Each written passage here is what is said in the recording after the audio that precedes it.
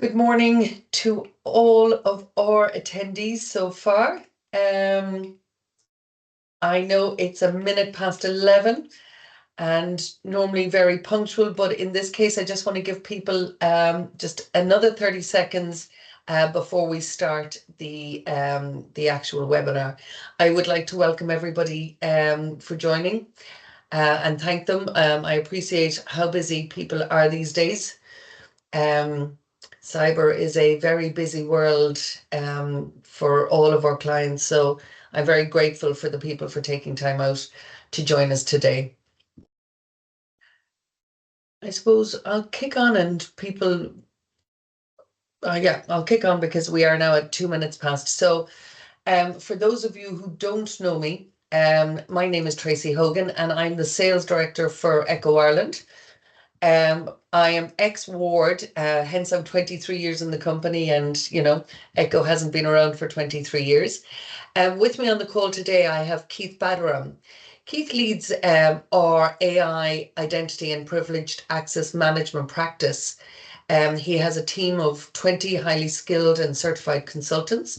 He even has a CyberArk Guardian, which is the highest level of certification that CyberArk accredit. He has more than 25 years in the industry. We also have David Higgins from CyberArk. David is a Senior Director of Field Technology Office, PAM, and Identity Security. Since joining CyberArk in 2010, David has worked to help organizations secure and protect their privileged access. Today, David works with clients to advise on threats associated with privileged escalation, lateral movement, and credential theft, as well as discussing best practices and driving innovation around privileged management processes. As most of you will know, Ekco, in some of its parts, either like my clients who would have known us from Ward, or others who would have known them from Context or Cavio, but now we are so much more. We are nearly 1,000 people organization with over 500 security resources in many locations, including UK, Netherlands, SA, Kuala Lumpur, and we are the only CyberArk MSP in Ireland. We are here today to discuss privileged access management and how at this time it has become so important to government. We recently won a contract for a large government body. I've just realised that I forgot to do the housekeeping, but I'll do that afterwards, lads. Sorry. We've won a large contract for a government body. I can't release the name yet as the ink isn't dry on the contract, to supply and implement and manage their CyberArk environment, which is a top tier solution. And this is a fully managed service. So now with NIS 2 on the horizon and the need to implement access control, risk management and incident response, this makes PAM a vital tool for compliance. But we realized that most people were hesitant to tackle this project due to the perception of the in-life management and how IT departments were going to deliver this to their business. So we are here today to help.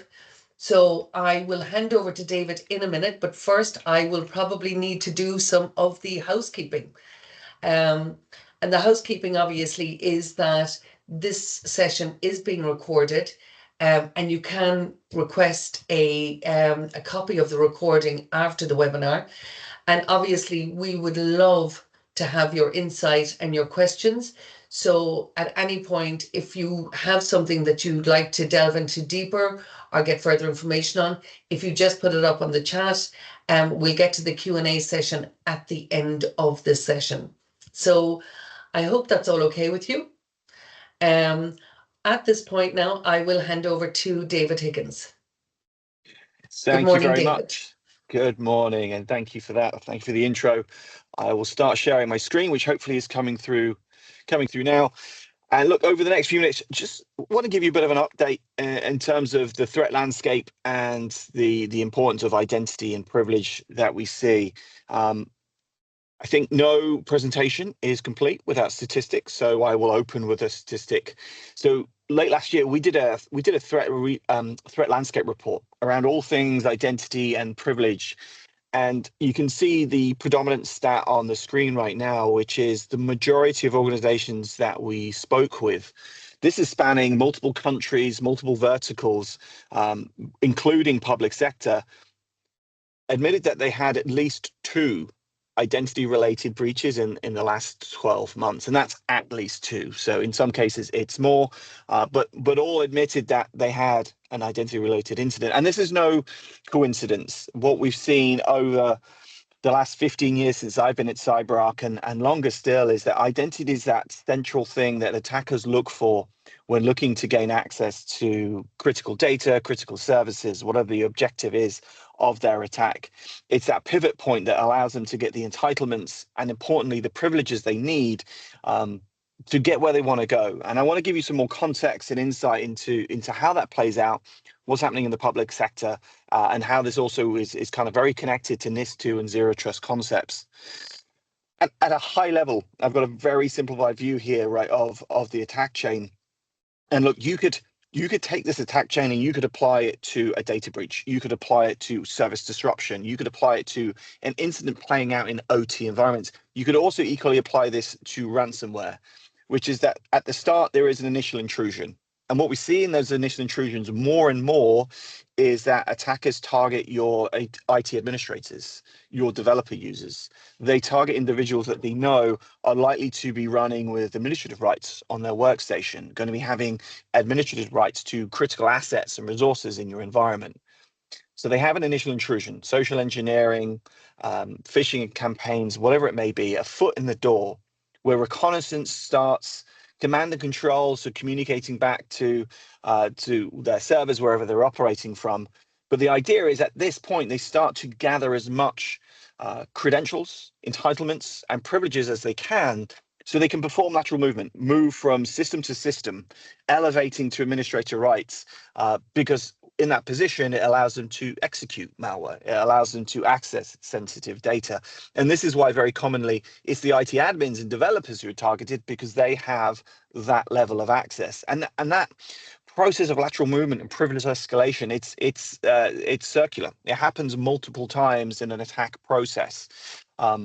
And so what we see is, as I say, naturally attackers looking to focus on that. And that is why privileged access, securing high risk access has always been at the forefront of most regulations and compliance standards.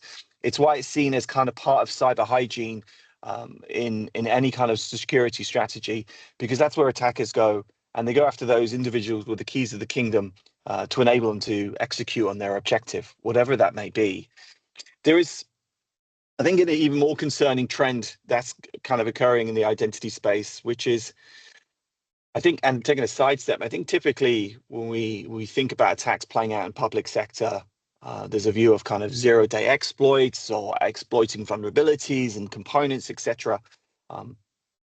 Is actually a position now where identity compromise has become so prevalent that you can actually go to the dark net. You see a screenshot here of a Kerberos marketplace, where you can go and you can purchase already stolen credentials for an organization that you're interested in. I think the price here for those who've got a good resolution on their screen, you see it's for $12 US. $12 US you can pay for an already stolen username and password for an externally facing Windows server. And that's what we're seeing as a key challenge now in securing that attack chain that I mentioned before. The attackers are essentially commoditizing their attack cycle. They don't have to do the whole end-to-end process. They don't have to, exploit 0 days or look for unpatched systems. They can actually skip a lot of that process and just access already stolen credentials that the cyber criminal market has already ascertained. So, looking specifically in your sector, I would kind of group the key challenges being in these 4 areas. Social engineering, as I've already talked about, what we're seeing is a huge increase, right, in targeting individuals with high risk access, your IT administrators, your developers, so on and so forth. With, of course, increased capability in the Gen AI space, those social engineering attacks becoming more targeted, more sophisticated, and actually enhancing the likelihood of an individual clicking on the wrong link, opening the wrong attachment, very much driving a zero trust mindset, which I'll touch upon in a second. Secondly, ransomware. It's been a huge challenge and continues to be one. It is a huge market within the cyber criminal circuit. And that attack chain I showed you before equally applies to ransomware, because if you think about it, when ransomware hits one endpoint, that's not the end of the attack. It wants to proliferate. It needs to spread. And the way that it spreads is through harvesting administrative credentials that allow it to get onto other systems and to deploy and execute. So ransomware, very much like a data breach or the service disruption, takes the same path. It's just it's more automated, but it's often seen as a different threat sector. That piece that happens in the middle is very much similar. Certainly within public sector and many other industries, leveraging supply chain third parties is on the increase. And with that becomes a threat vector. How do these external parties gain access to your environment? How do they authenticate? How do they get network access? They become a weak link in the chain. When we think about securing environments, we can't attest to their working environment. So it really comes down to how do we secure the way they get access into your environment and the privileges that they ascertain as part of that. And all of this is then compounded by cybersecurity resource challenges. Having the right support. Yes, all these challenges I talked about are solvable with technology, but they need to be implemented within your processes, aligned with the people that work within your organization. And of course, that's why we sit here today with Ekco, because there are those constraints, and having that partner to help support and deliver these key technologies and security capability is absolutely paramount. I mentioned compliance and briefly talked about zero trust. NIST2, Tracie talked about, and there's about 10 or 12 kind of security control areas within NIST2, but I wanted to pick out 3 because they tie very much to today's topic. They talk about the importance of basic cyber hygiene. And basic cyber hygiene is things like good credential management, limitation of administrative level access. So they see the concept of doing privileged access management as part of that core foundational layer of a cybersecurity strategy. As I just mentioned about too, they also highlight the challenge of supply chain security. It was one of the key updates within the NIST2 framework, looking at those ingress points. Attackers shift from trying to directly target an organization to actually targeting the third parties that have access to them, either third-party suppliers or the software supply chain, think SolarWinds, etc. And this concept of continuous authentication, continually validating that it is the authenticated user behind the keyboard. And this plays very much into a zero trust mindset. And I wanted to take a step back on the NIST2 directive and just focus on the why. I always, whenever looking at a regulation or a compliance mandate, I always kind of think about why does it exist? It's a little bit like road signs. As you drive down the motorway or down a country road, the road signs that warn you about an animal crossing or something along those lines weren't typically deployed day one. They usually get installed after, there's a couple of incidents that take place. And so it's a reaction to something. It's the same with regulation. It's a reaction to something that's taking place. So let's better improve our safety standards, our security standards. And with NIST2, if I lift out this quote, it's to respond to the growing threats posed with digitalization and the surge in cyber attacks, i.e. our environments are more connected than they've ever been before. They're more exposed, and that's enhancing. And of course, with the political landscape, the money that's to be made in the cyber criminal circuit, we're seeing that huge surge in cyber attacks, which is also, and there's a lot that kind of comes out of this too, that for me drives that zero trust principle, which is a kind of assume breach mindset, the way that I think about it. Assume the attack is going to get in. Enhancement in social engineering through Gen AI, targeting key users. You've got supply chain. We almost have to take that mindset that the attacker is going to get in. And now it comes about reducing the blast radius and making it more difficult for the would-be attacker, which is where privileged access management comes into the mix.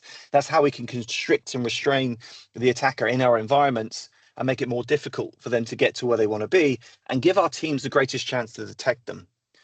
And when we talk about the kind of tenets of privileged access management, the key drivers, the trends that we see, it could be satisfying audit and compliance, as some of you will have to do with NIST2. But it's also, of course, hugely relevant to risk mitigation. We see many organizations, both in private and public sector, investing in cloud and automation. And again, securing privileged access, both human and non-human, is important when it comes to securing that digital transformation and driving those organizational efficiencies. The security objectives you can kind of see below, right? It's all about stopping lateral movement, preventing credential theft, blocking escalation, detecting insider threats too. These are the key aspects that we think about with privileged access management that feed into those strategic organizational objectives. If I was to break it down a little bit more into things that we see being part of an overarching privileged access management approach, yes, it's things like discovering your high-risk accounts, enforcing good hygiene, credential rotation, ideally driving towards least privilege, minimizing the amount of privilege that exists in the environment, but is also ensuring there's full accountability. So we know that there is that person behind the keyboard performing those actions. Enforcement of good adaptive multi-factor authentication, and as well reviewing access to make sure it's still aligned to what users should be doing. So those kind of recertification processes. But both doing proactive controls is important to do detection response, and also having those abilities to identify threats, detect them, and respond to them. So that's everything from my side, as you can see, because the slide's kind of gone blank. Hopefully that was informative. So I'll kind of pause there. And Tracie, I'll hand the floor back to yourself by stopping sharing my screen. Thank you very much indeed, David. I suppose at this point, I'd just like people to be reminded, if you have any questions for David or for anybody in Ekco regarding, PAM or CyberArk, can you just put them into the Q&A section, and we will deal with them at the end of this session.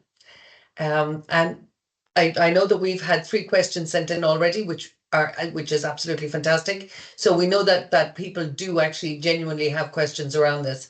But with that, I will hand over to our resident AI and PAM lead, Mr. Keith Batterham. Morning, Keith. Good morning, everybody. And what a fine one it is too. Listen, David covered a lot of ground there, and hey, it's a really interesting topic, and it's fundamental to your cyber and security posture. So why a managed service? And I'm going to just bring this back to Tracie mentioned right at the very beginning that Ekco as a group right now is a meeting of the minds from Ward, Cavio, Context, and a bunch of others that you may have had as previous suppliers. Now, having built a fully managed service to deliver, what are really compelling offerings to our customers, it's really brought Ekco together as a cohesive unit with a singular way of delivering excellence, especially around the identity and privileged access management themes. So if I can go to the next slide, please, Kirsten. I've titled this one Fast and Effective. Now, why do I say that? Well, think about if you're provisioning a traditional on-site solution for privileged access management. How time-consuming can it be to procure infrastructure, provision it, build it out, go through all of the rounds of change, etc., that you're going to have to go through? You'll see why buying this as a managed service can really be quite compelling when you think of, instead of all of that infrastructure that you're going to have to procure and manage and service, you end up with what are essentially network connectors. I call them network appliances. Guys in the team shout at me and say that I'm wrong, but that's just me. But having one of these and then connecting into the cloud securely, your own tenancy, and having that monitored, having all of that service data, all of that security data available to you, and not having to worry about potentially bringing in additional expensive resource on your side. And when I look at this, the table here that you can see is real data.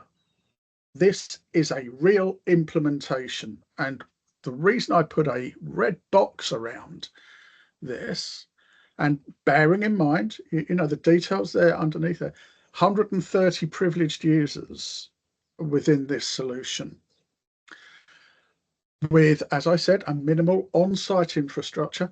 But the sponsor of this piece of work had one very specific ask, which was, how quickly can you get me tangible results?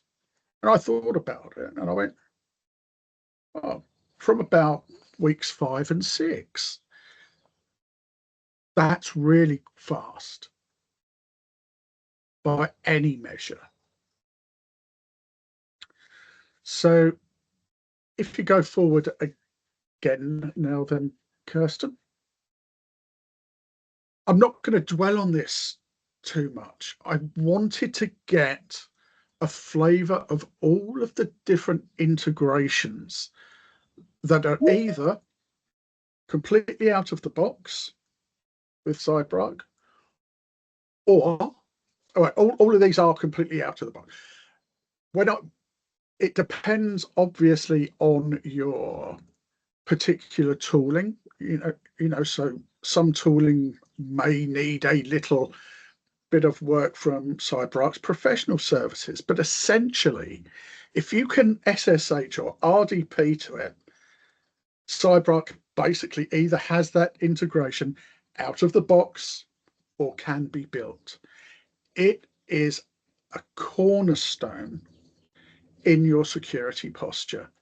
Really powerful, brings it all together and gives you confidence and comfort that your privileged activities are being monitored and dealt with in the appropriate way. Everybody wants the principle of least privilege. How many people get that out of the box? It's hard, especially if you've grown organically. I was going to say, let's go forward there, Kirsten. So let's do that. So my final point here, and David's already touched on it, is CyberArk really takes a lot of the guesswork out of demonstrating compliance. Now, there's only 4 listed here, but they really do follow a bit of a theme. The themes are, in general, automated password rotation, session monitoring. Automated password rotation, really important, because you want to make sure that you don't have static passwords, persistent passwords, etc. It's bad for your security posture. Session monitoring, you want to know who's done what. Not only do you want to know who's done what, but the next thing I'm going to say is detailed audit capabilities. You want to be able to show who's done what. And of course, you need reporting to wrap all around it. Now, that's my last slide. But before I hand back to Tracie, I'm guessing that there's going to be another question in your minds, which is, so why, Keith, are you putting so much focus on CyberArk? And it's got nothing to do with PAM, funnily enough. The reason for me is that they are dynamic. They're striving for excellence. And with their recent acquisitions, they really bring a unified approach to the other side of the equation, which is identity. And I know that David champions identity within CyberArk. And this is not just the human identities, services, devices. Really, really important to have that breadth of capability and have it as a unified opportunity. So with that, thank you so much. And back over to you, Tracie. Thank you so much for that, Keith. As I said, we're here today to help. So we're very high level at this stage, because obviously we wanted to keep it to the 45 minutes, knowing your time restraints and constraints. But I believe that we have a question. We had somebody with their hand up. I have 3 other questions, but before I go to them, Olivia, can you drop it into the Q&A session? Yes. Bear with me. So yeah, Olivia, if you can just drop it in there, because then I'll be able to read it out. One of the first questions that we received during the week was, how is the new US administration, with their policies and actions, affecting organizational risk around US IT services? Yes, I'm happy to have a first go at that. A fun question, but an understandable one. Who knows what the next decision or statement's going to be coming out of the White House at the moment? Yeah, I think what this does, and it follows a theme for me as well. And we talked about compliance already, and what I've kind of seen with compliance is, like, in the early days, if you think about SOX, etc., a lot of that was around accountability. How do we make sure there's accountability around what people have access to and what they're doing? And then with the advent of GDPR, etc., a lot more focus came around data protection and protecting our critical services. And then more recently, I think regulation is more focused on operational resiliency and making sure that we can continue to function both operational resiliency, but cyber resiliency as well. So I think that's probably the more key term I hear from security leaders. It's more about cyber resilience as opposed to cyber security. The reason I go on this long ramble to do with the question is, I think, what we're seeing there is it's just making more focus on, do we have the right resiliency, the right fallback positions? Privileged access actually forms part of that and should be part of it too. So, without meaning to be a bit too high level and fluffy with my answer, I would say what we're seeing is it just puts a little bit more focus on, do you have the right fallback positions? Do you have the right break glass scenarios?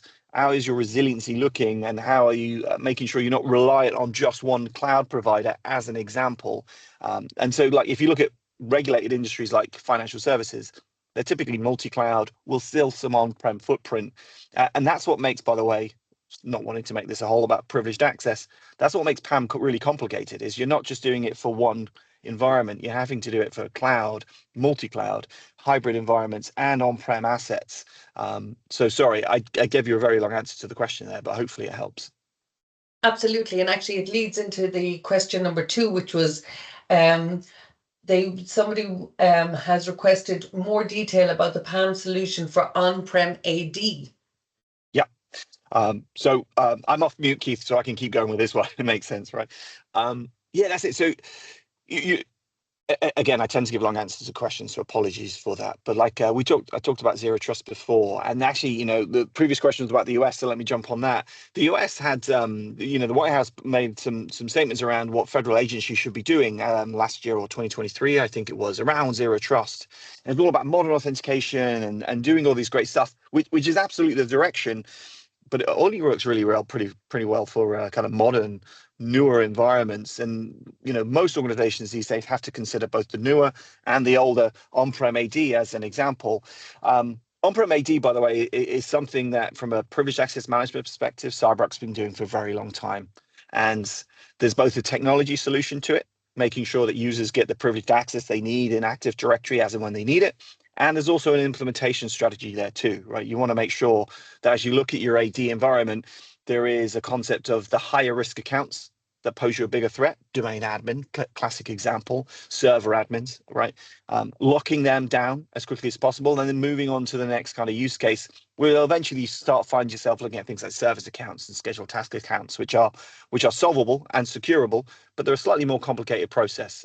So the mindset really in AD is secure those highly privileged accounts, lock them away, put them under governance, control who can use them through approval workflows and accountability, and focus that rollout based on those accounts that pose you a high risk, but actually have a low complexity in terms of securing, to get those kind of immediate returns on investments from anything that you're doing.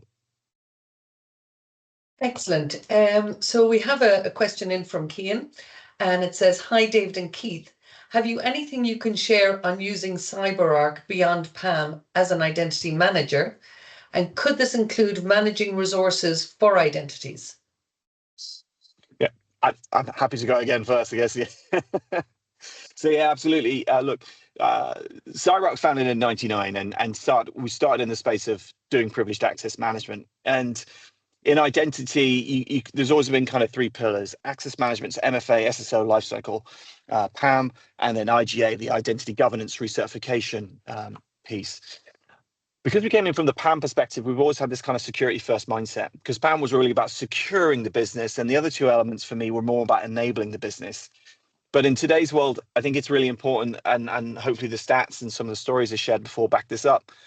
Identity is that intrusion point. It's that key focus area for attackers. So we have to take that security mindset and apply it to all employees. So from a CyberArk perspective, yeah, absolutely, we can help with the identity provisioning. We can do the multi-factor and single sign-on processes.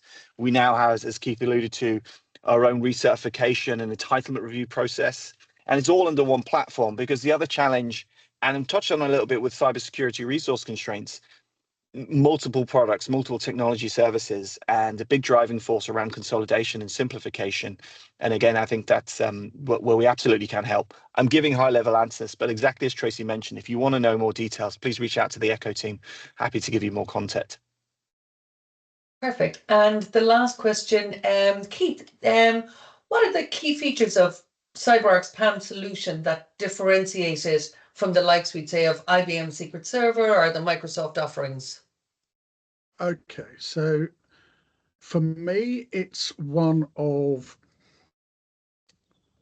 a couple of things. Number one, it's having that one-stop shop. Secondly, it's the fact that it's best of breed.